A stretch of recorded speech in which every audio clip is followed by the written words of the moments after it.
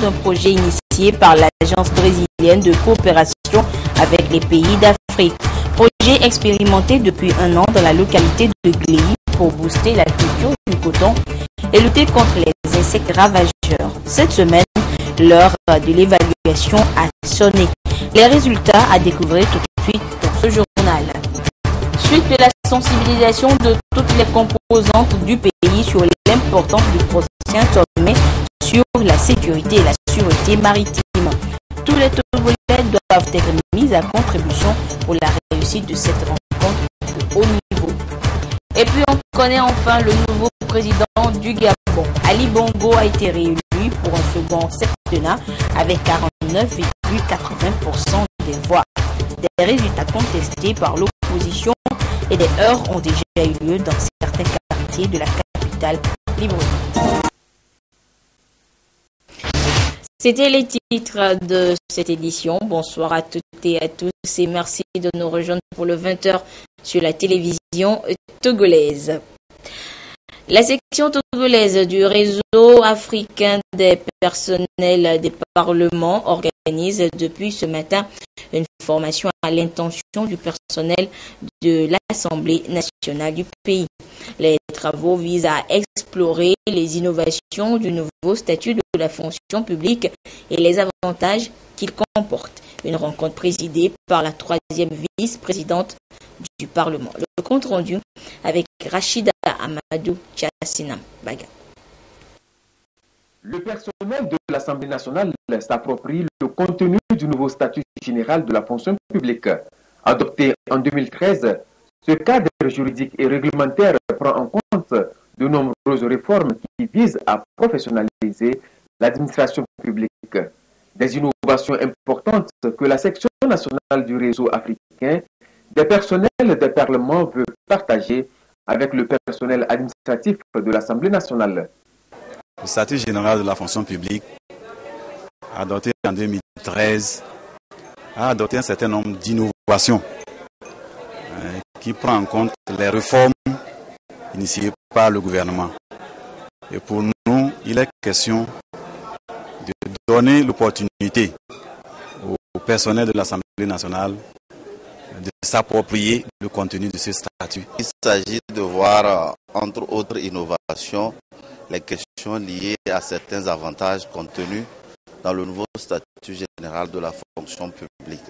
Comme avantage, c'est que le nouveau statut général de la fonction publique a permis d'aller vers la réorganisation de la grille indiciaire et a permis aussi d'aller vers d'autres avantages tels que la mise en position de stage.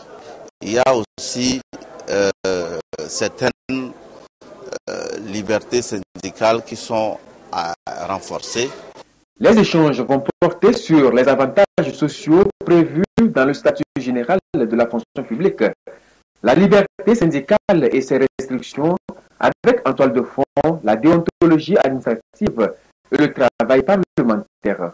Chaque agent a l'obligation d'être disponible à son poste, ce qui veut dire que assidu au travail, faire bien son travail et surtout tenir compte de certaines obligations de rigueur, de probité, d'honnêteté et surtout d'éviter certains comportements déviants. Il s'agit aussi d'en débattre autour de ces questions-là pour faire en sorte que l'administration parlementaire en particulier soit performante. La qualité du travail parlementaire dépend des compétences des ressources humaines qui accompagnent les députés, d'où l'enjeu de cette session qui entend renforcer les performances de l'administration de l'Assemblée nationale. Le personnel parlementaire assiste ainsi les députés dans l'exercice de leur mandat en leur apportant une expertise technique en matière de conception, de rédaction des textes de loi et même des travaux de recherche. C'est donc soucieux de la qualité du personnel administratif que le président, avec le bureau de l'Assemblée nationale, s'investit chaque jour pour faire de l'administration parlementaire une administration performante et efficace grâce à la mise en œuvre d'un plan stratégique de développement. Il est attendu au terme des travaux que les fonctionnaires parlementaires prennent conscience de leur niveau de responsabilité dans la bonne marche du travail de l'Assemblée nationale. Depuis un an est expérimenté dans la localité de Gléy le projet dénommé Coton 4+ Togo. Il permet de booster la production cotonnière en éliminant les ravageurs. C'est une idée née de la coopération avec l'agence brésilienne dont certains experts sont justement sur le terrain pour évaluer le dit projet. Le compte rendu sur place avec Yves Abévivi. Un champ de coton de l'Institut togolais de recherche agronomique ITRA dans la localité de Gléy. Une expérimentation du semis direct sous couvert végétal sans labour démarrée il y a un an avec l'expertise de l'agence brésilienne de coopération Sud-Sud. Un an après le démarrage du dit projet, comment évoluent les plans comparativement à l'ancienne pratique de semis sur billon? Une délégation brésilienne a donc fait le déplacement de Gléy où elle a pu toucher du doigt la réalité sur le terrain. En dehors du semi-direct, le projet Coton 4+ Togo prévoit également la mise en place d'autres structures de formation, comme c'est le cas dans d'autres pays de la sous-région qui expérimentent la nouvelle approche. Les plans de couverture ont un avantage. L'avantage, c'est quoi? C'est qu'au moment du semis, quand les pluies commencent, le producteur ne perd pas du temps à faire les bions. Quand il pleut, il vient, il fait son traitement herbicide, il brûle les herbes et il sème directement. Le deuxième avantage, c'est que au niveau des parcelles où il y a les plans de couverture, le peu d'eau qui tombe est bien conservé et mis à la disposition de la plante. Le deuxième aspect, les plans de couverture qu'on avait mis en place ont eu des racines qui sont allées en profondeur et ont rendu meuble, aéré le sol et enrichi le sol avec la biomasse. Par rapport à notre variété Stam 129, les premiers résultats ont montré que notre variété se montre très productive, mais en termes de qualité au niveau de la longueur des fibres, la brillance, la couleur, on a trouvé qu'on peut améliorer encore notre variété. Maintenant, concernant la pression des ravageurs, nous allons bénéficier d'un appui technique pour l'installation d'un laboratoire à Kolokopé. Le projet Coton 4+ Togo a mis l'accent sur la recherche pour une meilleure qualité des semences, la fertilité des sols et la lutte contre les ravageurs. Ce dernier volet, selon les techniciens de l'ITRA, permettra de venir à bout de ces chenilles qui attaquent les jeunes plants de maïs dans certains milieux du pays. Et dans le Wawa, c'est une toute autre culture qui est promue, le fonio. Des groupements de femmes productrices de cette céréale bénéficient d'un appui de l'ONG CADEF pour accroître leur production tout en protégeant l'environnement, une lutte plus que nécessaire face au changement climatique. Nous retrouvons Yves Abévivi. Il est plébiscité pour ses propriétés gustatives et nutritionnelles et selon les chercheurs de l'Université de Lomé, il est plus riche que les autres céréales, que ce soit en calcium, en magnésium, en zinc et en manganèse. Le fonio constitue la nourriture de base dans certains milieux dans les plateaux, comme ici dans la localité de Eketon. Des groupements de femmes y s'investissent dans la production de cette denrée avec les moyens de bord. Améliorer les conditions de vie de ces femmes en vue d'une production intensive, sans oublier la gestion durable des terres, c'est la mission du sous-projet à appui au groupement de femmes productrices de fonio dans le dit canton. Un projet que vient de lancer l'ONG CADEF qui lutte pour le bien-être de la femme et de l'enfant.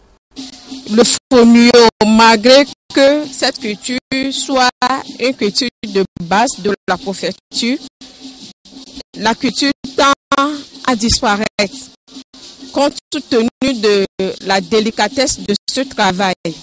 Et la plupart des travaux de cette culture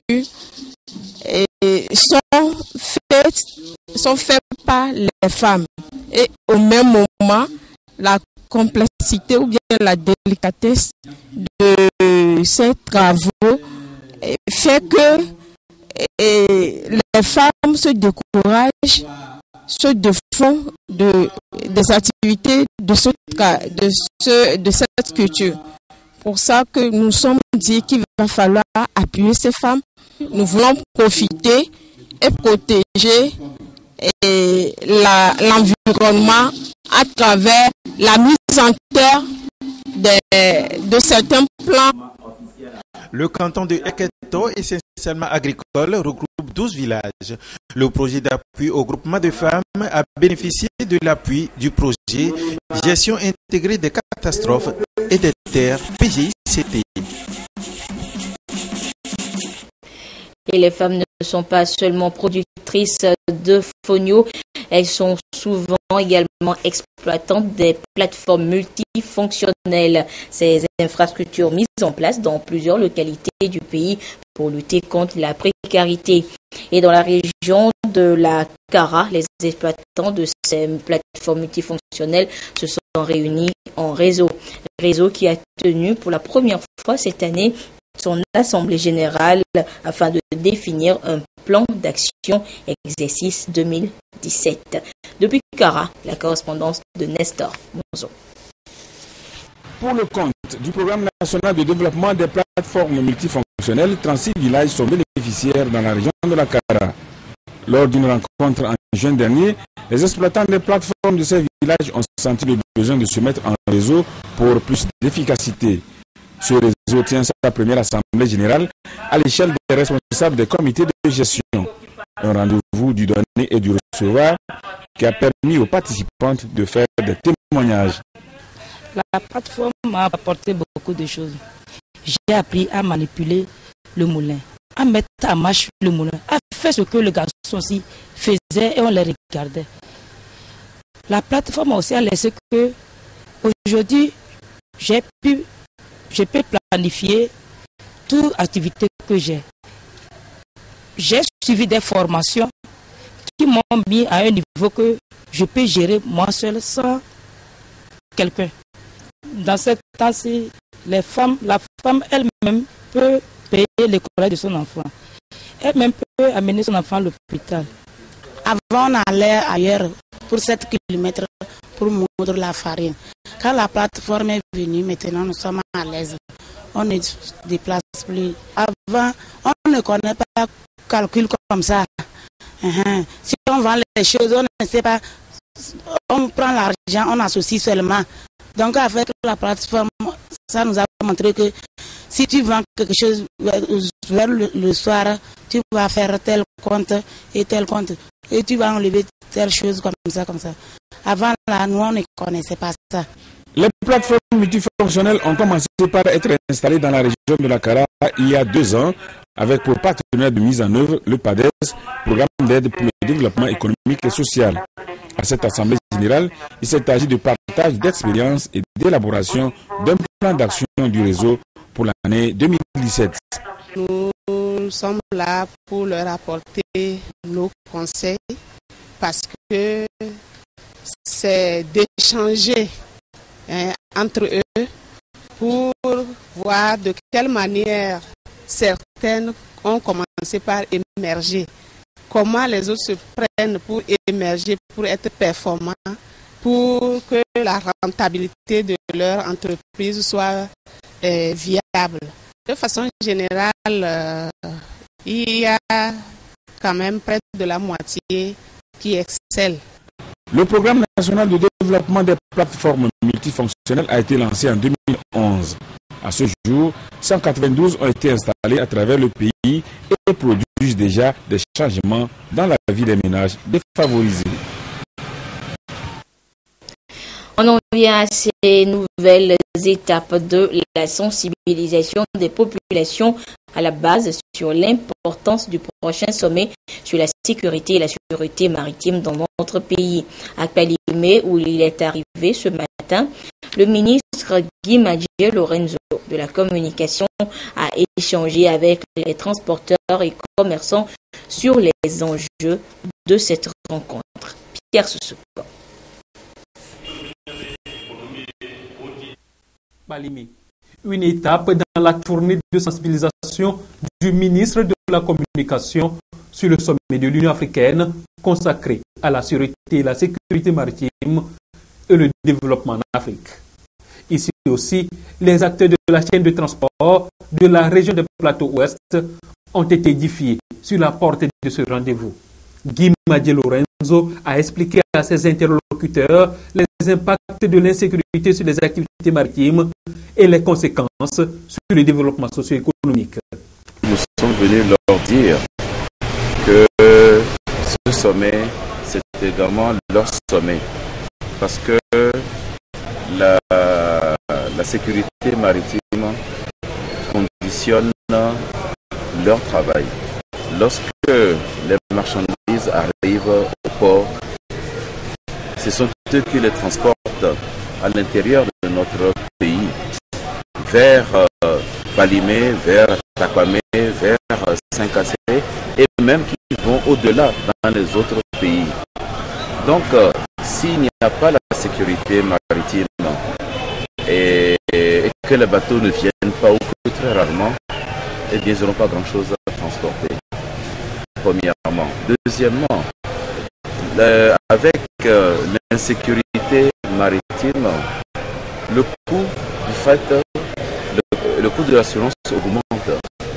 Donc ça veut dire que quand ils vont amener les marchandises de consommation aux destinataires que sont les commerçants grossistes ou demi-grossistes, ceux-ci vont répercuter, eh bien, ces surcoûts sur la dernière personne qui paye, qui est le consommateur, qu'ils sont, que nous sommes. Avec toutes les difficultés que nous avons, il y a certains qui n'auront pas la possibilité de pouvoir s'acheter ces biens de première nécessité ou bien de première consommation.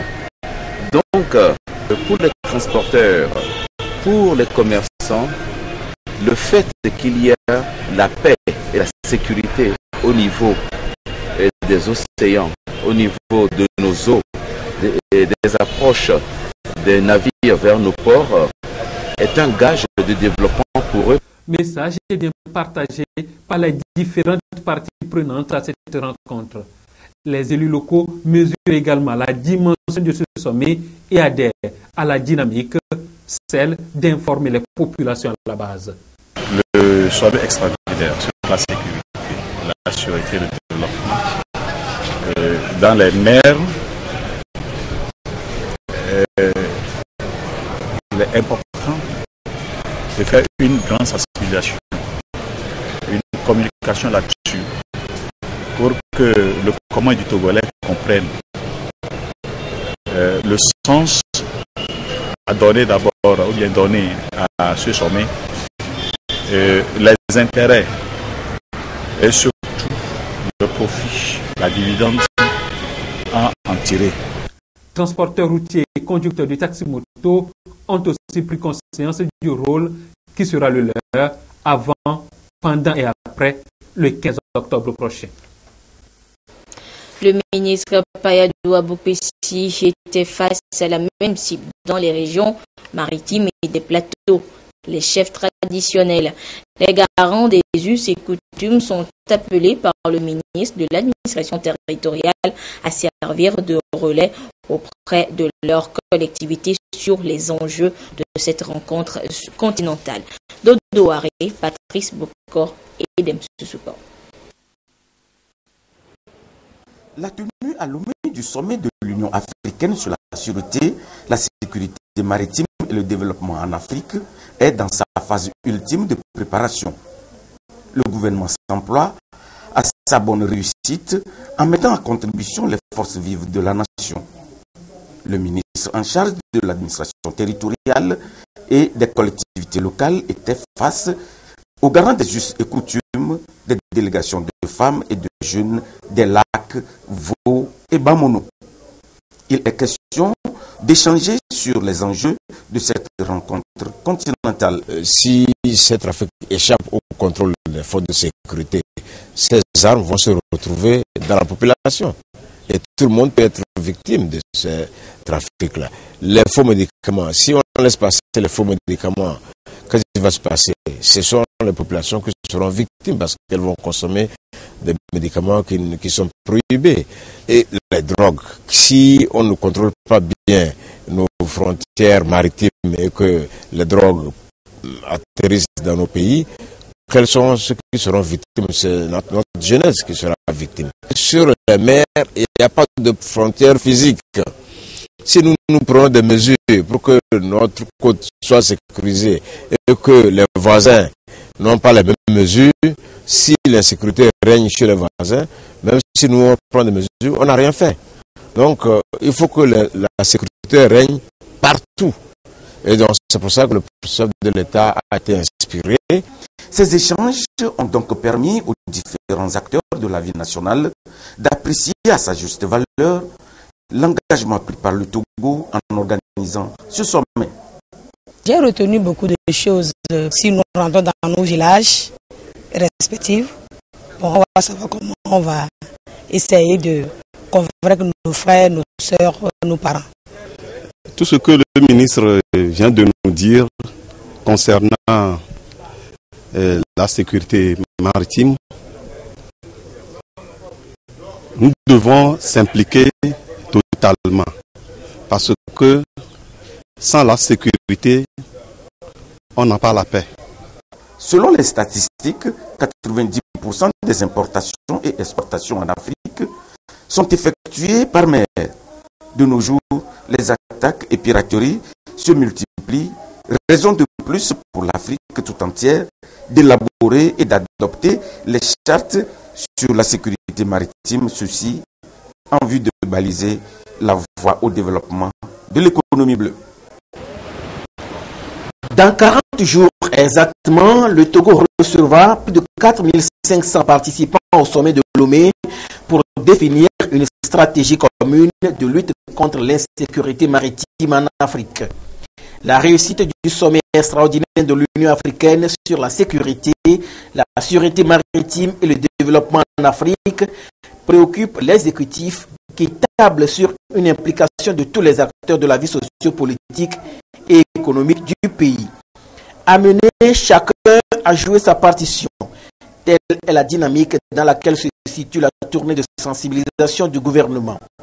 À Palimé, le ministre de l'administration territoriale, Payadou Waboukpessi, a porté à la connaissance des préfets, leaders d'opinion, jeunes et femmes des plateaux ouest, les enjeux de l'événement. Ils ont été édifiés sur la responsabilité qui leur incombe dans la lutte contre le terrorisme et les trafics de tout genre.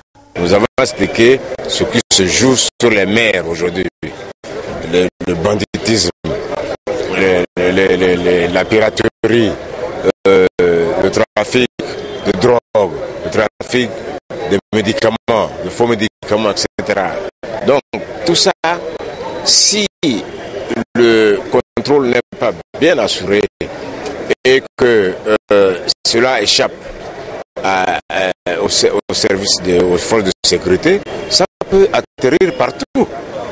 Le sommet sur la sécurité maritime concerne tout le monde à cause de l'insécurité qui prévaut sur les mers.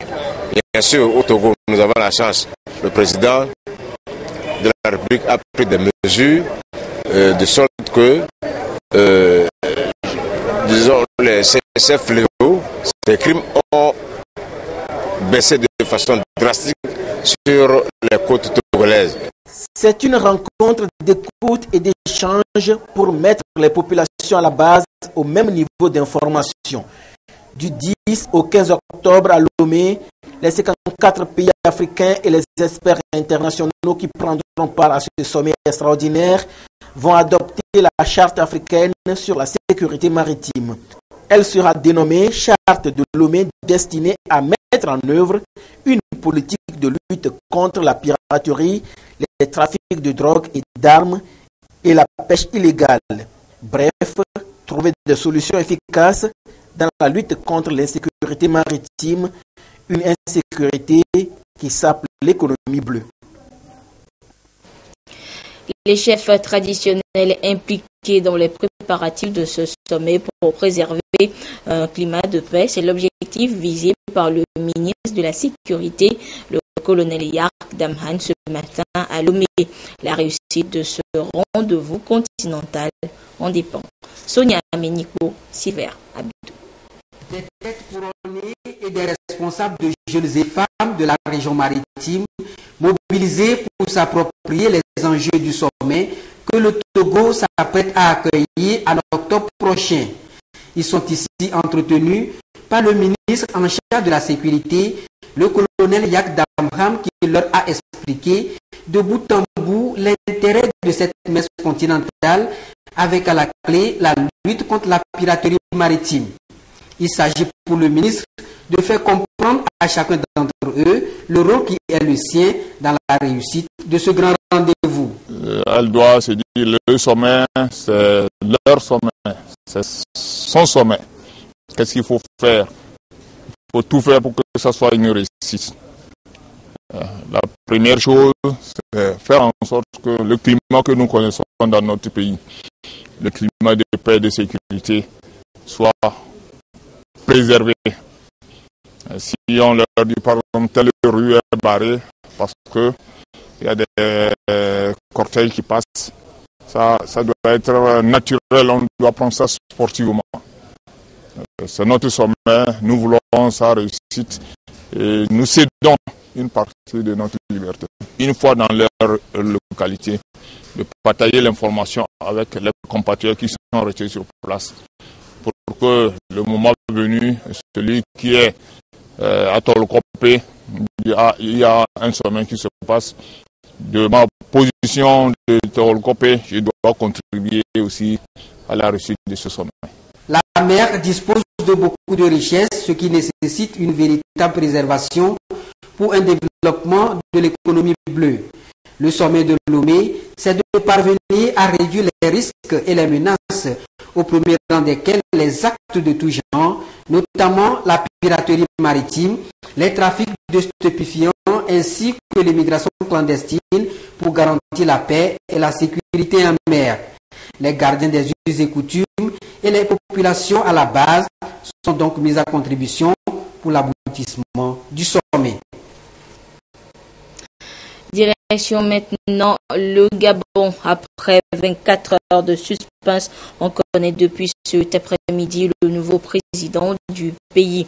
Ali Bongo est réélu à la tête du Gabon pour un nouveau mandat de 7 ans avec 49,80% des voix. Mais déjà, la grogne monte dans le camp de l'opposition. Les Gabonais ont dû attendre le milieu de l'après-midi pour voir et entendre enfin sur leur téléviseur la proclamation des résultats. Le ministre de l'Intérieur a égrené les chiffres province par province pour finalement proclamer élu Ali Bongo Ondimba avec 177 722 voix, soit 49,80% des suffrages. Son principal challenger, Jumping, obtient 48,23% des voix, soit 172 128 voix.